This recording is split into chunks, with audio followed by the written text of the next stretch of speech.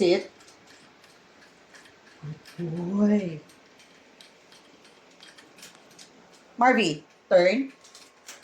Good boy. Ang bilis matuto ah. Layo na nung ano ko. Nakuha ka agad ah. Turn. Good boy. Marvy, turn. Good boy. Pag matuto na siyang mag-turn, wala nang hand signal yan. Mag-turn na yan. Pag sinabi niyong sit, pag marunong na siya at master na yung sit, miski hindi kayo mag-sign ng ganun, kaya niya na. Pero ito, first time ko lang turuan ng turn to, si Marvy. Makulit to eh. Super kulit nito eh. Marigold to eh. Okay, sit. Ang galing, naunahan pa ako. Sit muna, ayoko ng ganun. Tumatayo pag sit. Turn. Good boy. Turn. Galing ah. Layo na ng kamay ko ah. 3 beses pa lang ah. Turn. Turn. Good boy. Ang galing ah. Turn.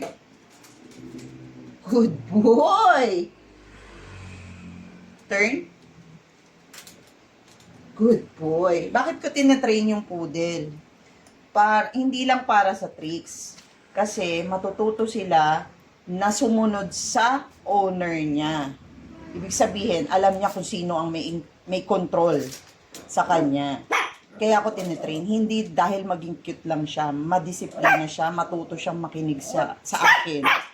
Kasi ako yung owner niya. Iisipin niya, ay, kailangan pala meron akong sundin. Ganon. Kaya, pag puppy pa lang, turuan nyo na kasi you cannot, totoo yun, you cannot teach old dogs new tricks. Sit. Good boy. Turn. Ayoko nang tumatalon. Turn. Ngayon, pag ganyan, huwag kayong magbibigay ng treat. Yan, ng treat. Hanggat hindi niya nagigets. Pag hindi siya, yung quiet.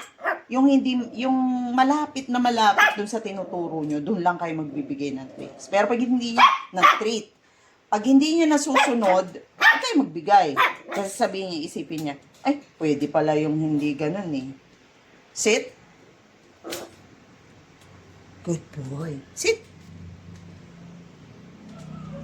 Sit. Sit. Good boy. Come here. Turn. Good. Turn. Tumatayo siya eh, kaya babalik natin sa malapit. Turn. Ay, hindi pa ubos. Wala na akong treat. Ang treat ko, pagkain nila. Kasi, yung ganyan, huwag niyo munang patikimin ng ibang food hanggat hindi pa siya nagwa 1 year old. Ako nagwa 1 year old, di ako nagbibigay ng iba. Kasi ang issue ng poodle, yung appetite. Kaya huwag kayo mag-i-introduce ng iba. Doon muna sila, pagtiyagaan nyo muna sa ganun.